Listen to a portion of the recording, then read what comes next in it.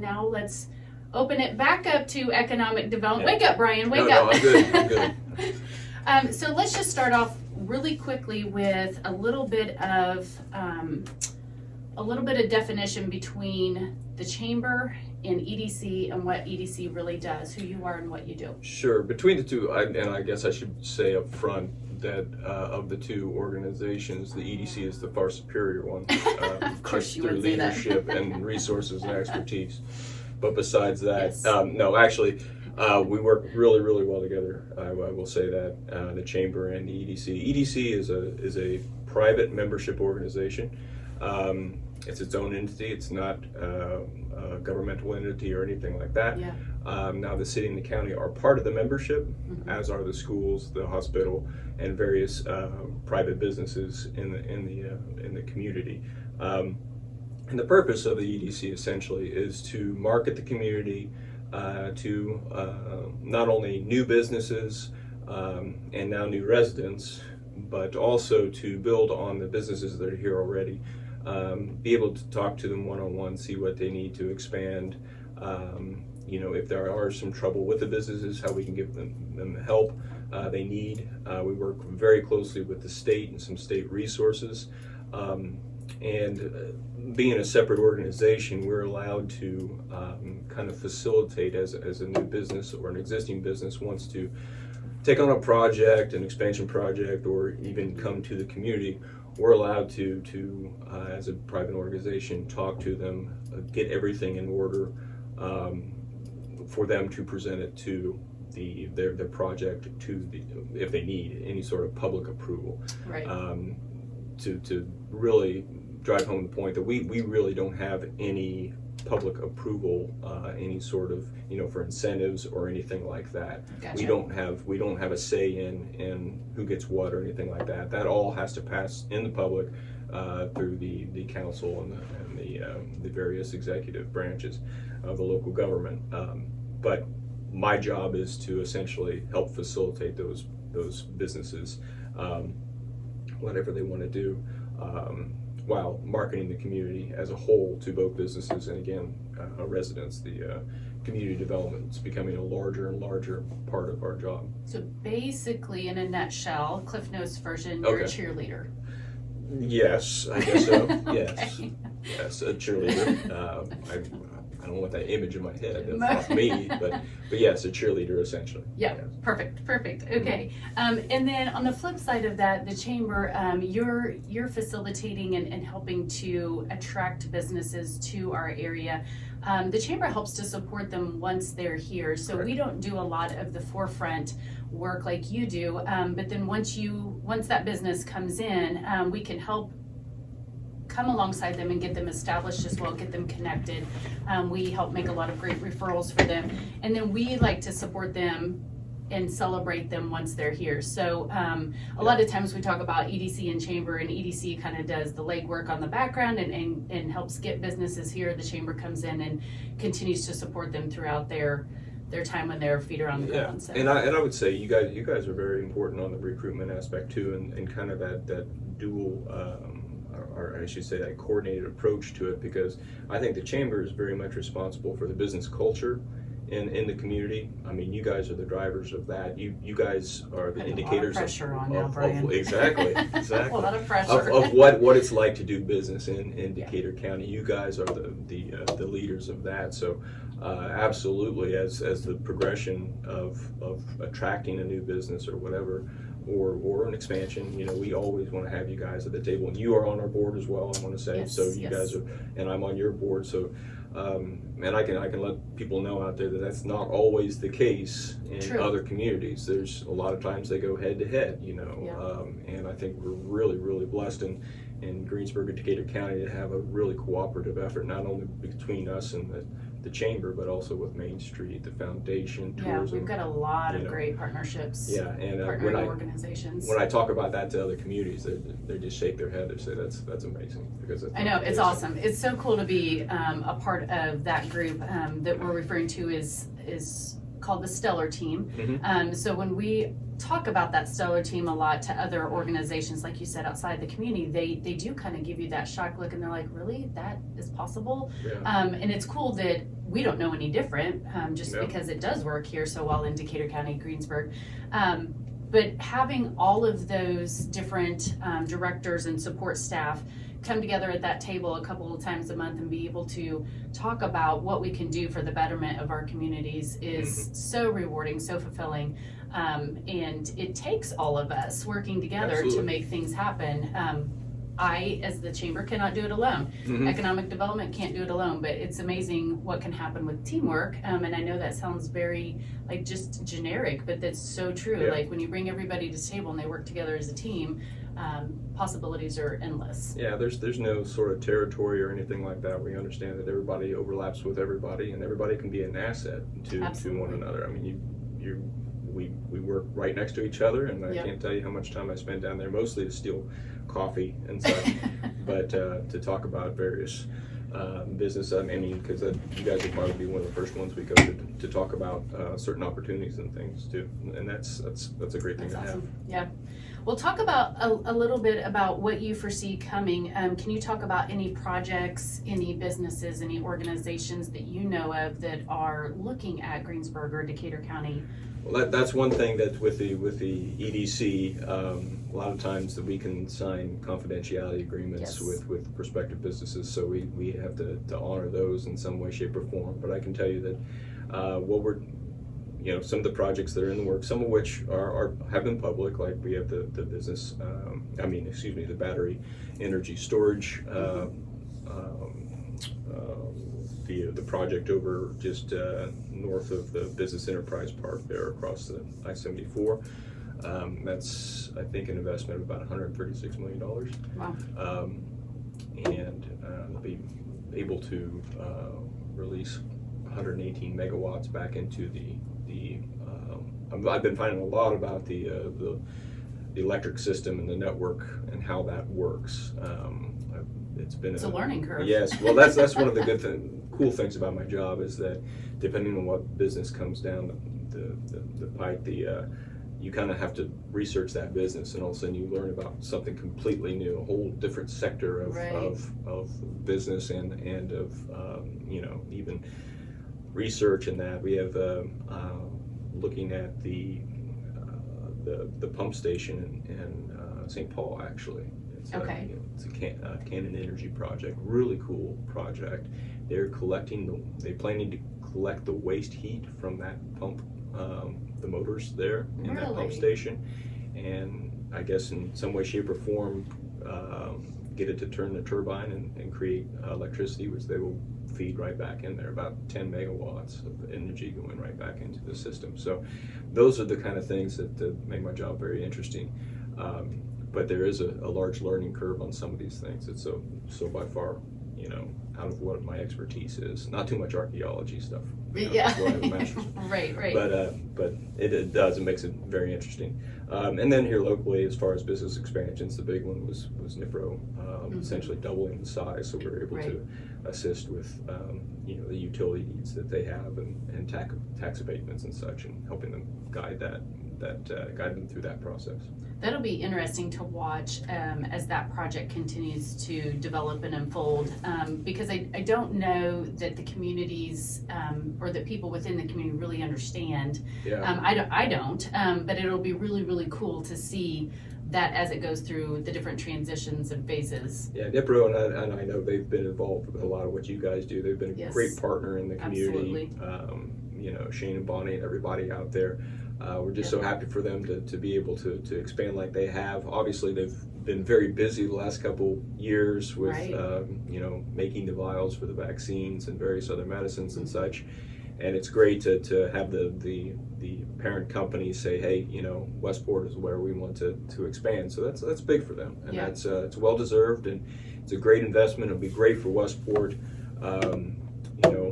It kind of gets back to one of the issues with the community development is when you bring in a company. Right now, one of the biggest things they look for is labor. Where are you going to get the labor? And we have the potential for supplying plenty of jobs. What we want them to do is live in Decatur County, so we can get that full benefit of that business attraction and the labor force.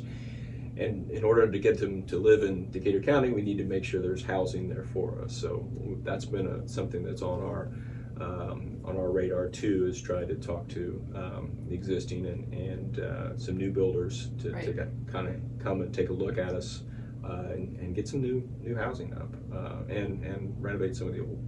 So you talked, I heard this morning in a meeting that I was in, you talked about some particular numbers in regards to Decatur County. Can you share those? Sure, with yeah. us? Just for, and I will say these are the January numbers. They're behind each month, but we're at 2.8 unemployment, and if you ask any sort of statistician, anywhere 3 or under, you're technically at full employment.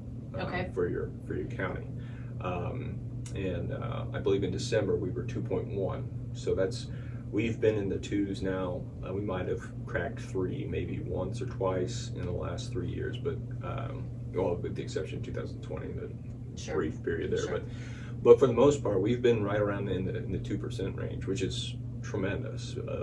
It's a great figure to have, but also what it tells others is that, especially prospective businesses wanting to come in or even expand, is to say, okay, everybody in Decatur County seems to be employed. Right. Where are we going to get that labor?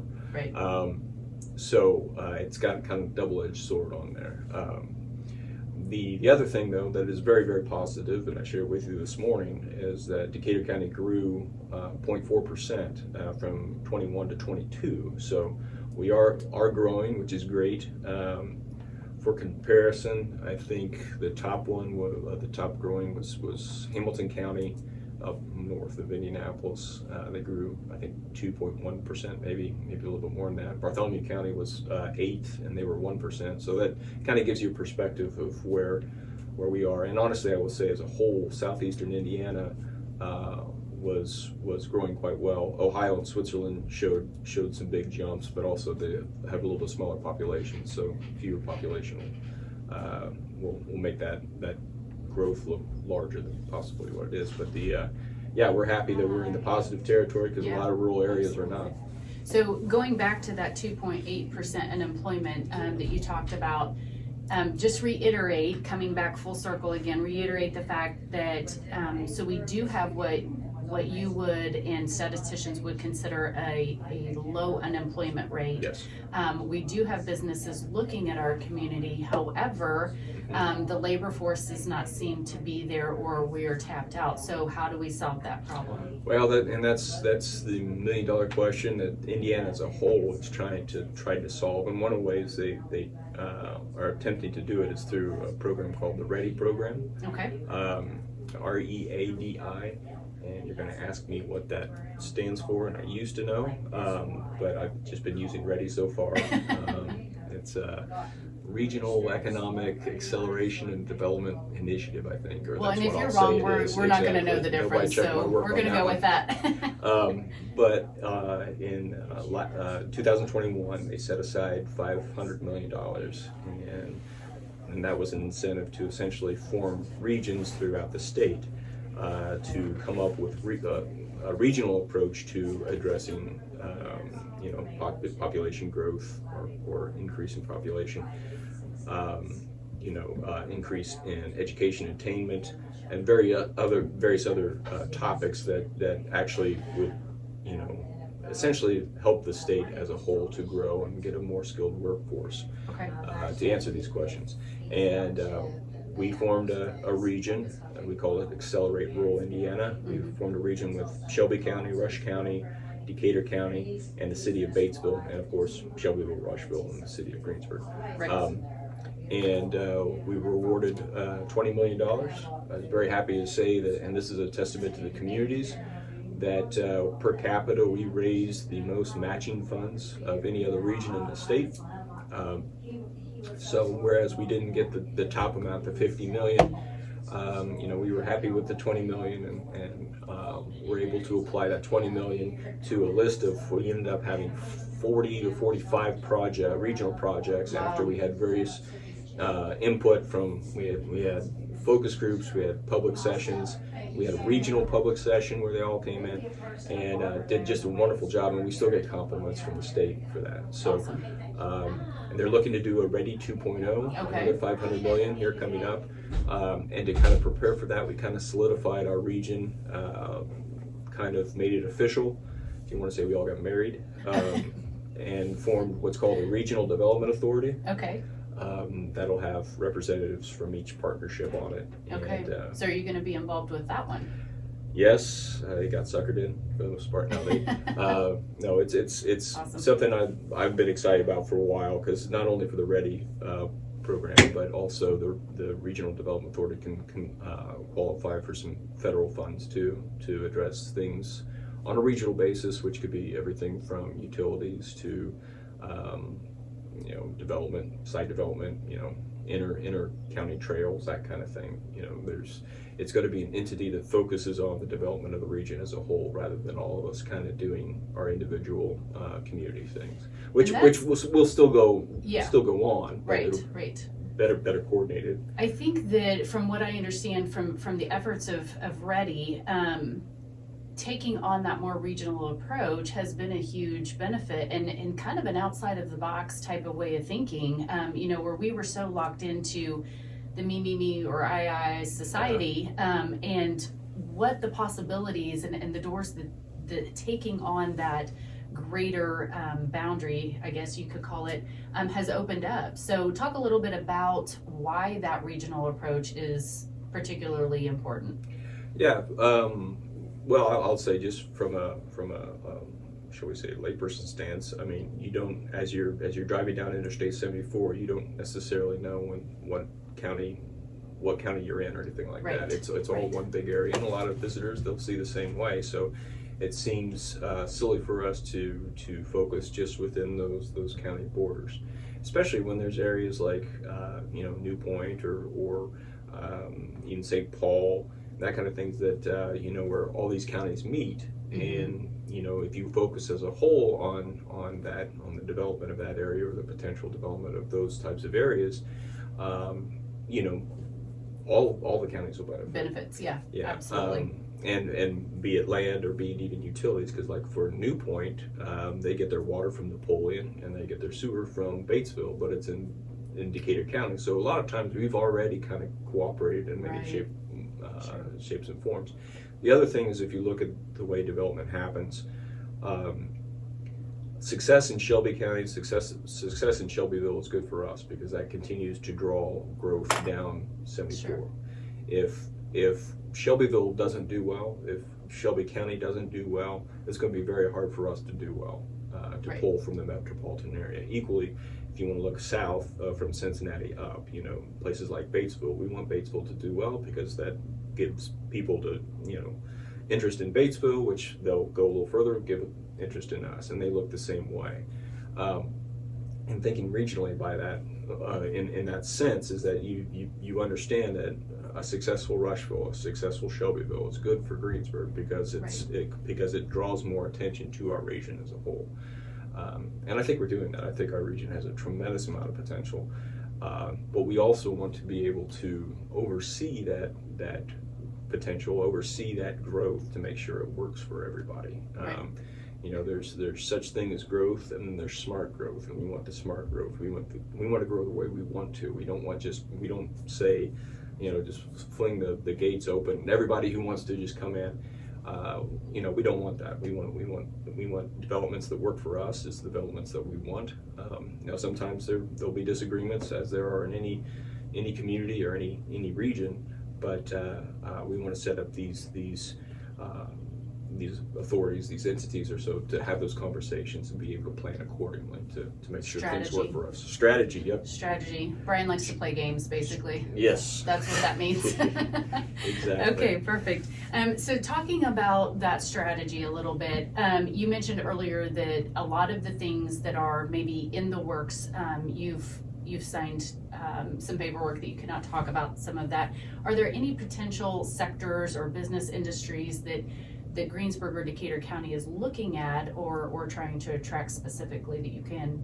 Well, yeah, I can say that one of our big goals at the EDC is to help diversify our economy. Anytime we could do that, we have the really big in the ag, big in the automotive industry. Sure. We're looking for other sectors that we can kind of invest in and attract. And one of the things in a partnership with Hoosier Energy, looking at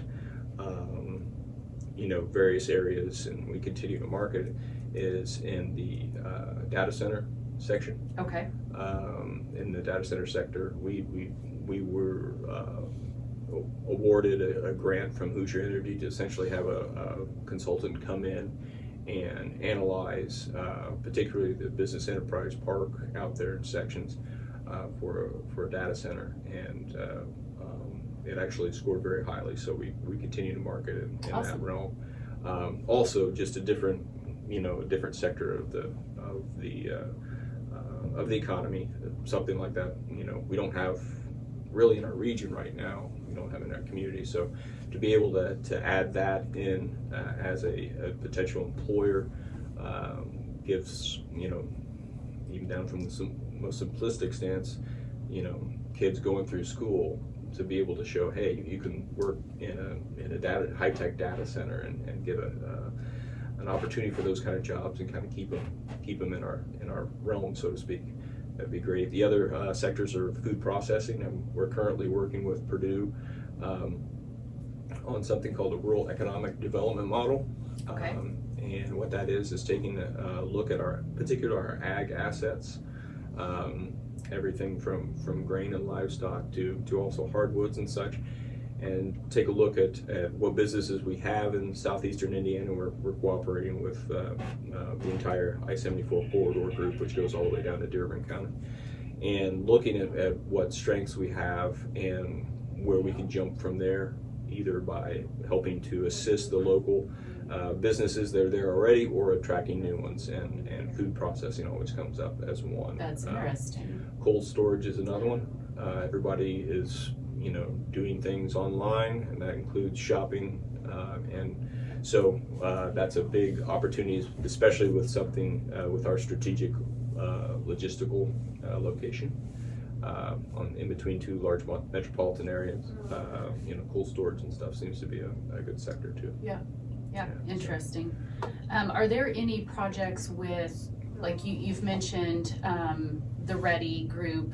I know some of those projects have been, I guess, maybe started. Mm-hmm. Are there any specific projects that Ready group is looking at as the next phase or the next part that we can see coming up?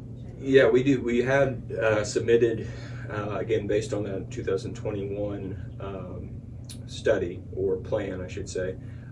We had submitted some of the projects that didn't get funded in the first Ready round. We submitted those, and that included things like more housing, focus on childcare. Childcare continues to be a demand.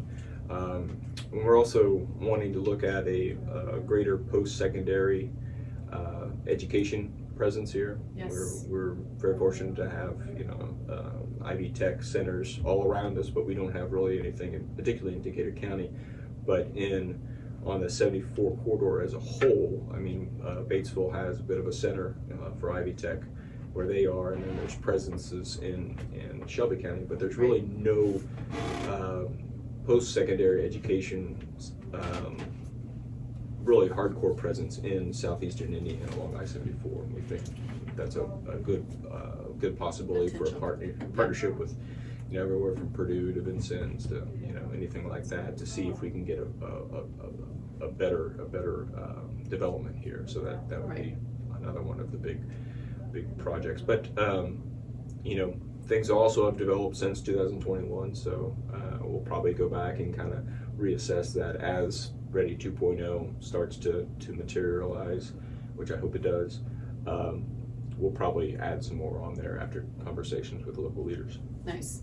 And I know that speaking about post-secondary education, you have been directly involved with both of our school corporations here in the county, and I think there's some plans, from what I heard, being made to help with some of the integration from the education system directly into the workforce. So I think you've got like an expo fair or something coming up. Yeah, I'll have to, and that's full credit to my associate Jess Barker. She's something I've wanted for a long time, and it's fantastic that it's happened through a grant. But she is our official workforce development coordinator, and she's hit the ground running big time. She's been working with both school systems to develop what's called an opportunity expo. Okay. We didn't want to call it a job fair. We didn't want to call it, trying to think of something cool. So she came up with that. Yep. I think it's pretty good because it's more than just a job fair. We want internships, we want volunteer opportunities, that sort of thing. And it's going to be in May, and she's going to get mad at me because I can't remember what the day was. But it's going to be, Greensburg's going to host it, but they're going to have all the seniors come in from all surrounding high schools. And so the employers are going to have a captive audience right there That's awesome. We want them to showcase not only the jobs they've had, but the work life that you enjoy, at that job. Sure. Because you're not only selling that particular job, you're wanting to sell that line of work in general. Right. And we've had a great response so far. We'd love to have the communications and radio there too, if you want to. Sandy's yes. Okay. But, I was waiting for the date. He didn't it's in May, Right, so right. we'll set it over. But no, we do want to give the kids all a really good shot of again the opportunities that are in Decatur County, and even from a regional basis, so they know that they can learn not only what's available now right out of high school, Right. but what they will need to get to be where they want to go after that. Right.